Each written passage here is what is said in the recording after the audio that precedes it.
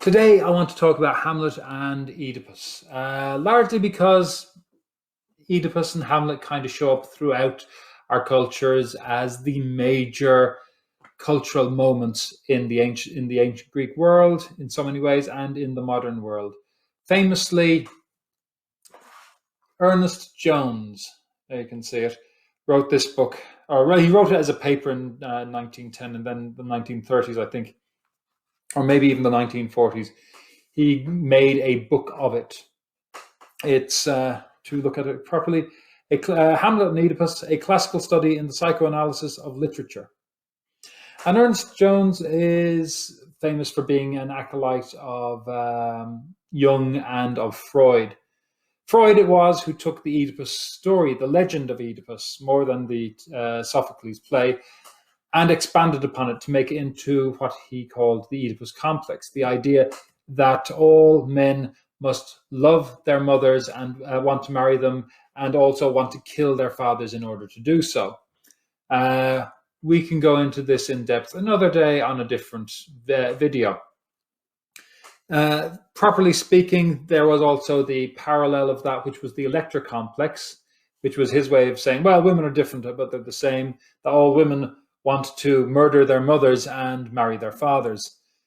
Neither of the stories from ancient Greek legend quite run exactly like that.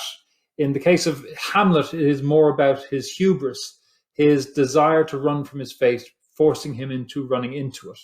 And from Sophocles' point of view, he joins the story a little bit later. In the case of Electra, it is that blood feud idea, and it isn't as much her mother as the idea of her mother and the man she married.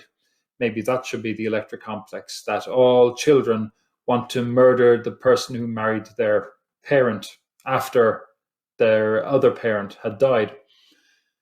Anyway, Jones's book is interesting. It is long enough if you're not knowledgeable on the matter of psychoanalysis, or maybe it isn't, I don't know. For me, it was long enough. And ultimately, it's not really about Sophocles' Oedipus. He references Oedipus once, or he references Sophocles once, where he says, the attitude of son to parents is so conspicuously illustrated in the Oedipus legend, as developed, for instance, in Sophocles' tragedy, that the group of mental processes in question is generally known under the name of the Oedipus complex. Big fan of Freud, who is kind of debunked since. Sometimes a cigar is just a cigar, and sometimes Freud wishes he was a penis. Sorry, shouldn't say that kind of word here. But the fact of the matter is, the book still has a lot of relevance when we talk about Hamlet and the Oedipus story. I'm here to talk about the Oedipus play.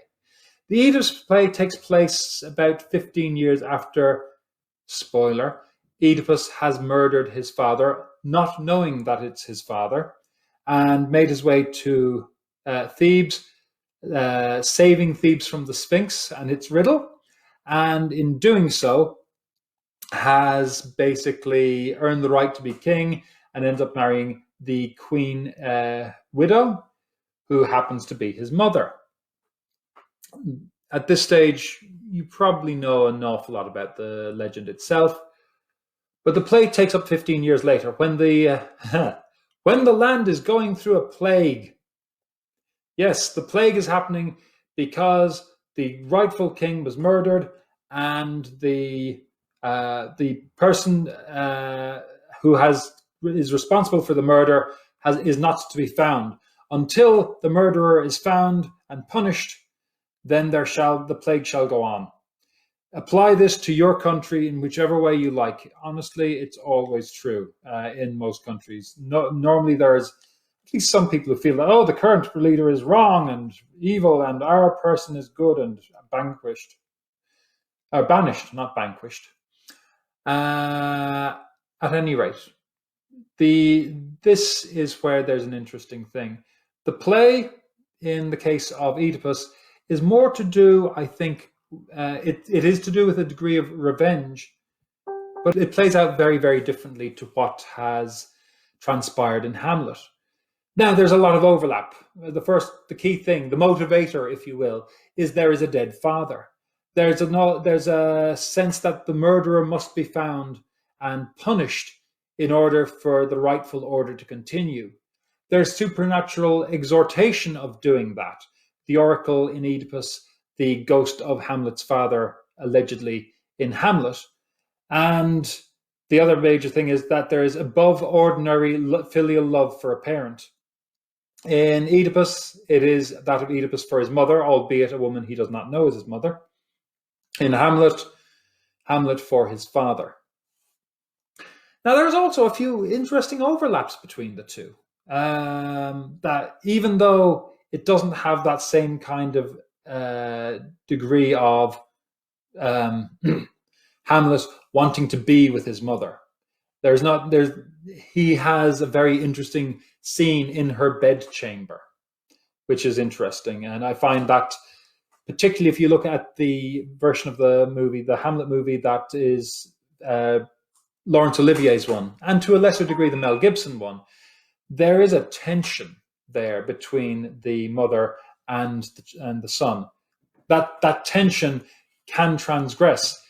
In one particular famous production, it was Ralph Fiennes as Hamlet to Francesca Annis as his mother. Fiennes ended up marrying Annis after this, and they were together for many years. In the case of Hamlet, we have that tension, but it is one that is normally inferred or implied or created rather than one that is necessarily there in the text. In Oedipus, they're married. It's not, they have children. There's no maybe, maybe not. In Hamlet's case, it is very much a case that Hamlet is potentially angry with her for having disregarded the importance of his father. When we look at other elements, there's a lot of sort of overlap with other elements of the play. While we don't have that incestuous issue in Hamlet in any way nearly the same league of Oedipus, there are other little bits. There are riddles throughout both plays. For example, Hamlet riddles Polonius and riddles other people involved, while Oedipus is riddled through Tiresias during the play, having been riddled previously by the Sphinx. Tiresias refuses to answer the questions because Tiresias knows the answers. Tiresias knows the answer to Oedipus' question, is he himself? And by answering it, Tiresias is essentially asking for death. There's also small little things. There's an overlap between other characters. Creon is the man who goes on to become the king of Thebes in the absence of Oedipus, and is the one who banishes Oedipus. Polonius, who Hamlet eventually kills, also has that kind of second in command aspect, thinking from a state perspective. And there's a degree of tedium from these characters. These characters are not interesting or exciting characters. They are functionaries. They are there to try and maintain the importance of the state, maintain sort of the integrity of their nation, which is undone to a great degree by both Hamlet and by Oedipus. International travel is significant. There is a lot of to and fro. Delphi is not in Thebes. It is quite a distance away, so people are sent to Delphi and come back. This international travel, getting information from abroad and bringing it back. Hamlet has come from Germany, is dispatched to England, comes back again from England. Laertes has come from Paris in France, and he goes back. He goes back to Paris only to end up coming back by Act 4. And finally, we have Norway coming in the form of Fortinbras. They'd also formerly been at war with Poland, which I think is a very intriguing thing. The idea of the taboo, though, is a major part of Oedipus, but it's not present in the same way. Again, we talk about incest. In Hamlet, we don't have that same kind of taboo. The taboo, however, brother marrying brother is not a major problem. Throughout, traditionally in Europe, throughout a lot of towns, in Ireland it was particularly on the East Coast, and in a small place, especially where there isn't a massive population and people don't travel, it is not uncommon for a brother to marry the wife of the widow of their brother, to look after the children and to look after the family generally and to look after the familial interests. It would not be untypical for, let's say, the eldest brother, the land-owning brother, on their death, for a younger brother to come in and step into the shoes, literally, figuratively, and metaphorically, whatever way you want to put it, of the older brother, essentially to keep the possessions within the family. Also, as it was in later years, in the 20s and the 30s on the east coast of Ireland, it was typical in order to maintain familial integrity. There are not many cases, but there were not many opportunities for cases in East Coast Ireland in the 1920s and the 30s, but it was a thing. However, ultimately, the murder of a brother by a brother is the ultimate taboo. It is, if you will, the oldest taboo, and this is the case in Hamlet. Indeed, in case we're wondering if it's a reference to it, Claudius, who, by the way, is never named in Hamlet. Claudius's name is never crops up in the play. It's just listed in the credits, if you like. Claudius references Cain killing Abel, the first murder, if you will. The lines are, let me see, I have them here. I'll pick them out beforehand. Fie, 'tis a fault to heaven, a fault against the dead, a fault to nature, to reason most absurd, whose common theme is death of fathers, and who still hath cried today from the first corpse till he that died today, this must be so. Basically, the first corpse would have to be that of Cain, according to a Christian biblical, or for that matter, a Jewish biblical perspective on the world. He specifically mentions Cain killing Abel. There's a little, again, spoiler for those of you who haven't read or seen this 400-year-old play.